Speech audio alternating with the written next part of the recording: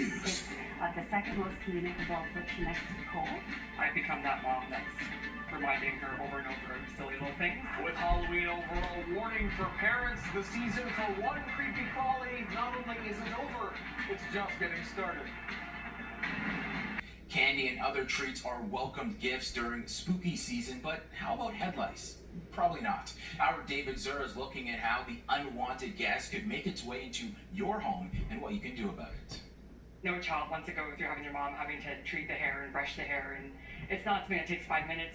It can take hours. Halloween's a peak season, not just because kids have been back in school socializing, but now they're trying on wigs, hats. With Halloween wrapped up for another year, a warning for parents that the spooky season is often a jumping point for the head lice season. Dawn Mucci is the founder of Lice Squad, a company that treats kids in the GTA. She says a big part of the spike in cases she's seen comes from kids sharing or swapping elements of their Halloween costumes, like hats or wigs. Anything where you're sharing hair items is a problem for lice. Head-to-head or hair-to-item contact, no matter if it's a new or used costume. And she adds after Halloween, it's not over, describing it as more of a start to a broader season of spread. Right after Halloween, now we're getting into the colder months. Most schools have cubbies, some don't, so kids are putting their coats, their hats, their scarves all together, and that's how lice can transfer from coat to coat or hat to hat. So if you're sending your child to school, put your stuff in a bag. The good news is lice die within 24 hours off the human head, so if you put something aside for 24 hours, you're okay. My daughter and my son will tell you, I definitely, and we're coming to that season, the dry scalp season, and then when I see one didn't touch their head, I jump on them and we'll check their head, because I'm paranoid. Meanwhile, Mary Best is bringing her 12-year-old daughter in for a treatment again. The family had already had a run-in with the tiny bug back in the early summer, and now this is round 2. She says she hopes other parents are doing checks as well. Just keep track of it. Even if it's like a once-a-week thing, just kind of take a quick little look. And says it seems like there's less conversation happening between families.